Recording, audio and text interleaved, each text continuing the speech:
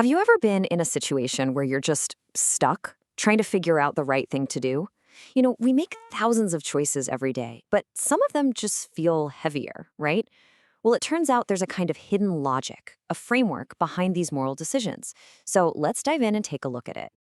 Okay, let's start with the big one, the question that's really at the heart of all this. How do we actually know if a choice is the right one? Is it just a gut feeling? Do we follow a set of rules? Is it something else entirely? This is what we're going to unpack. So here's our game plan. We're going to start with the absolute basics. What even makes a choice a moral choice? Then we'll get into the tricky stuff, the factors that can kind of change our level of responsibility. We'll look at our moral compass, both internal and external. Then the really practical part, a 3-step method to judge any action. And finally, we'll wrap up by looking at the consequences of it all. Now, our guide for this whole explainer comes from a really fascinating source, a list of 23 principles on ethics from the University of Santo Tomas. We're going to break down these academic ideas into a practical framework that you can actually understand and maybe even use. All right, first things first, the foundation. Before we can even start talking about whether an act is good or bad, we have to figure out if it's even up for moral judgment. And that all comes down to this idea of the human act. So what exactly is a human act? Well, according to Thesis 3 in our source, it's pretty simple. It's a voluntary act. It's something you choose to do. It's not a reflex, like blinking, or an accident, like tripping. The key phrase here is deliberate will. That's the bedrock for everything else. And this is where it gets really interesting. Thesis 4 breaks down what voluntary actually means. For an act to be truly voluntary, it needs these 3 ingredients. First, you need knowledge. You have to know what you're doing. Second, you need freedom. You have the ability to do it or not do it. And third, voluntariness. You actually make the choice. If any one of those is missing, it's not a fully human act. So, if a moral choice needs knowledge, freedom, and will, what happens when one of those things is kind of fuzzy or compromised?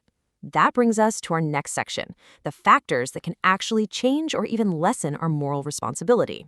And here they are, straight from Thesis 5. First, there's ignorance, not knowing something. Then there's concupiscence, which is just a fancy word for strong emotions or passion. Then you've got fear, coaction, which means being physically forced to do something. And finally, habit.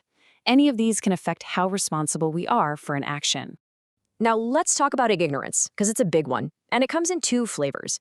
First, there's invincible ignorance. Thesis 6 tells us this is when you just couldn't have known something, no matter what. This completely destroys voluntariness.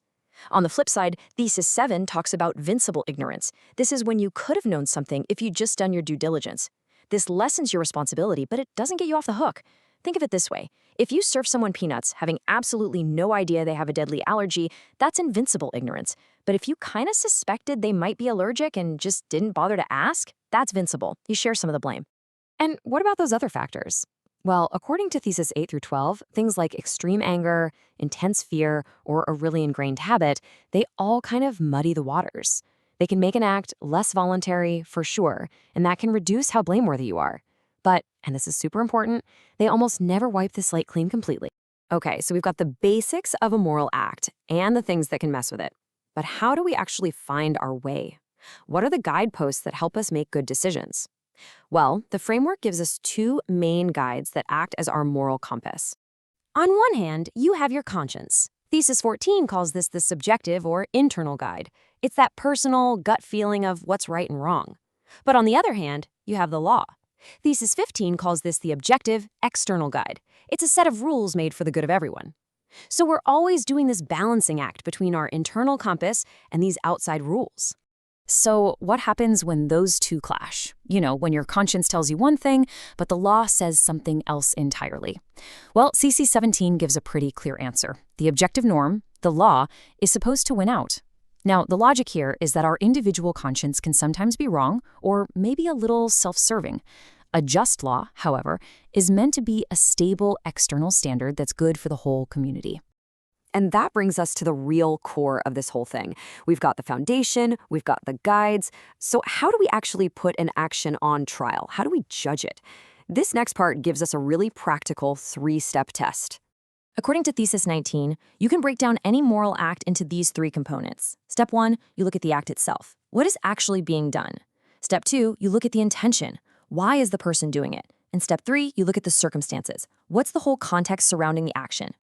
Now, here is the absolute most important rule of the whole framework. For an action to be considered morally good, it's not enough for one or two of those parts to be good.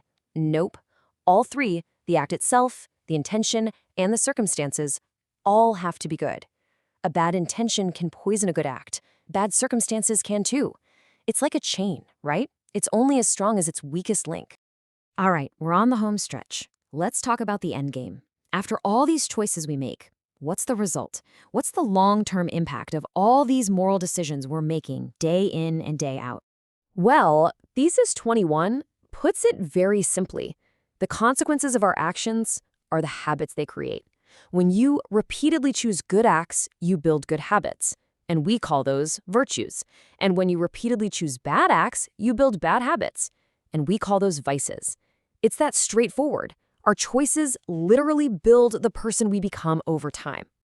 So why does any of this matter? I mean, why even have a framework like this? Thesis 22 says the whole point of ethics is something called normativity. It's a big word, but the idea is simple. It's all about creating a reliable standard, a norm, that we can all use to figure out right from wrong. It's about getting away from a world where anything goes and moving toward having a clear guide for how to act. So there you have it. We've deconstructed the human act, the things that modify it, the guides we use, the way we judge it, and its ultimate consequences. Look, this isn't about giving you an easy answer for every tough spot you'll be in. It's about giving you a powerful set of tools to think it through.